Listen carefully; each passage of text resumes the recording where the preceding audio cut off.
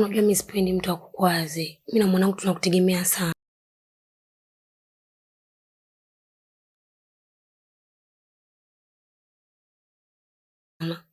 Aya, kama kweli uko sawa na mimi sijakukera na hakuna mtu yoyote alokukera. Alizaliwa katika kijiji kidogo kilichopo pembezoni mwa mji, kijiji ambacho hakikujulikana kwenye ramani wala hakikuwa na umeme wa uhakika. Jina lake lilikuwa Amani. Alikuwa mtoto wa pili katika familia ya watoto watano, baba yake akiwa mkulima mdogo na mama yake muuza mboga sokoni. Maisha yao yalikuwa magumu. Mara nyingi chakula kilitosha kwa mlo mmoja tu kwa siku, na mavazi yao yalirithiwa kutoka kwa watu waliowazidi umri. Tangu akiwa mdogo, Amani alijifunza maana ya uvumilivu. Alikuwa anaamka alfajiri kusaidia mama yake kubeba mboga kwenda sokoni kabla ya kwenda shule.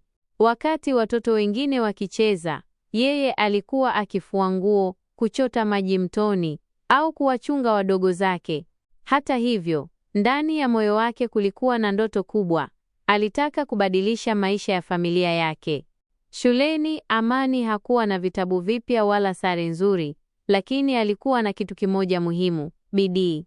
Alipenda sana kusoma na kuuliza maswali. Walimu wake walimpenda kwa sababu ya nidhamu na juhudi zake.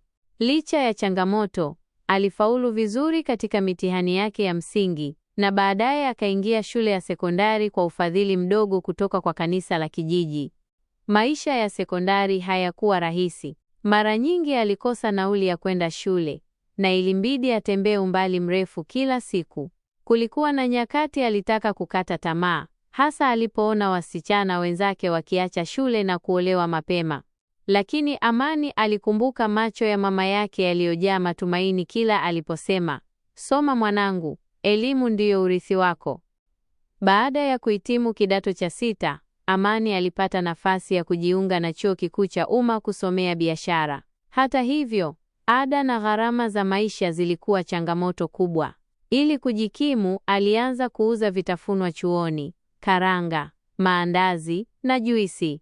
Alitumia kipaji chake cha kuongea na kuwavutia wateja, na polepole biashara yake ikaanza kukua.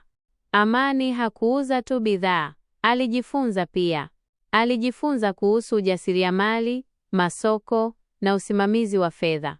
Kila shilingi aliyopata alihesabu kwa umakini. Badala ya kutumia pesa kwa anasa, aliwekeza kwenye biashara yake ndogo. Alianza kupika bidhaa bora zaidi, akabadilisha vifungashio na akaanza kutumia mitandao ya kijamii kutangaza biashara yake. Baada ya kuhitimu chuo, Amani aliamua kutoajiriwa. Alirudi nyumbani na kuanzisha kiwanda kidogo cha kusindika mazao ya kilimo: unga wa lishe, karanga zilizokaangwa na siagi ya karanga. Alishirikiana na wakulima wa kijiji chao, akinunua mazao yao kwa bei nzuri. Hatua hii ilimsaidia yeye na pia kuinua kipato cha jamii nzima. Changamoto hazikuisha. Kulikuwa na hasara, ukosefu wa mtaji na watu waliomkatisha tamaa wakisema, "Msichana huwezi." Lakini Amani hakusikiliza kelele za nje. Aliendelea kusonga mbele, akitafuta mikopo midogo, kuhudhuria mafunzo ya biashara na kujifunza kutokana na makosa. Miaka ilivyopita, biashara ya Amani ilikua. Bidhaa zake zilianza kuingia madukani na masoko makubwa mijini. Aliajiri vijana na wanawake wengi kutoka kijijini kwao. Hatimaye akaanzisha kampuni kubwa iliyotambulika kitaifa.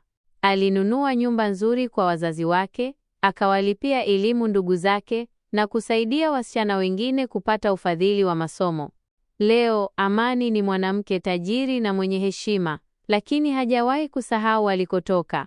Mara nyingi hurudi kijijini kuzungumza